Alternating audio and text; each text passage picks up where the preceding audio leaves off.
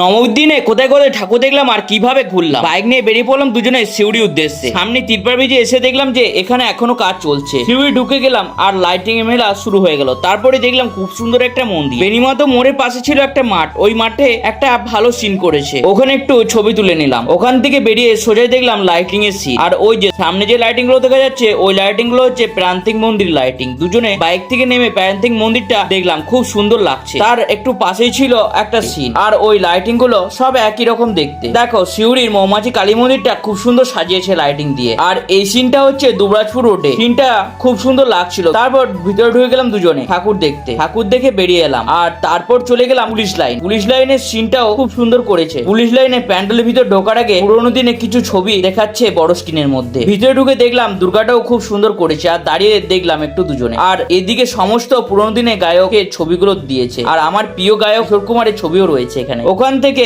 হারজন বাজারে রেল স্টেশনের পাশে চলে এলাম। এখানে দেখলাম পাহাড়ের সিন করেছে, খুব ভালোই লাগলো। ওখান থেকে চলে গেছিলাম দত্তপুকুরের ওখানে করেছে ঈশ্বরচন্দ্র বিদ্যাসাগরের কিছু বইয়ের সিন দিয়ে, ভালোই লাগছে। ঘুরতে ঘুরতে খুব খিদে পেয়ে গেছিল, তাই দুজনে একটা করে রোল খেয়ে নিলাম। পুরনো বাস স্ট্যান্ডের আগে এই মন্দিরগুলো খুব সুন্দর করেছে। ওখান থেকে সোজা চলে গেলাম হাই রোডের ধারে অপারেশন সিঁদুরের থিম দেখতে। এখানে ভিতরে ঢুকে দেখলাম যে খুব ভিড় রয়েছে, প্রচুর কষ্ট করে ঢুকলাম। সামনে আছে প্লেন এবং জাহাজের সিনটা। আর এদিকে দেখো একটা আর্মি ট্যাঙ্কও রয়েছে। দুজনে আর্মি ট্যাঙ্কের এখানে একটু ছবি তুলে নিলাম। এদিকে পর্দার মধ্যে দেখাচ্ছে অপারেশন সিঁদুরের ভিডিওগুলো কি হয়েছিল, ভালোই লাগলো। অপারেশন সিঁদুরের যে ভিডিওগুলো দেখলাম খুব সুন্দর লাগলো। আর এখানে মোদিজিকেও দেখিয়েছে। এই অপারেশন সিঁদুরের থিমটা কেমন লেগেছে কমেন্টে অবশ্যই জানিও। আর আমার এই ভিডিওগুলো ভালো লাগলে অবশ্যই একটা করে কমেন্ট করে যেও। ওখান থেকে বেরিয়ে পড়লাম আর লাস্ট মন্দিরটা যেখানে এসেছিলাম এটা দেখো খুব সুন্দর ফুল দিয়ে সাজিয়েছে। মন্দিরে উঠে দেখলাম যে এখানকার প্রতিমাটা অতুলনীয় সুন্দর। দুর্গাপুজোর সিনগুলো কেমন হয়েছে কমেন্টে অবশ্যই জানাবে। নেক্সট ভিডিও দেখতে চ্যানেলটিকে সাবস্ক্রাইব করে পাশে থাকো।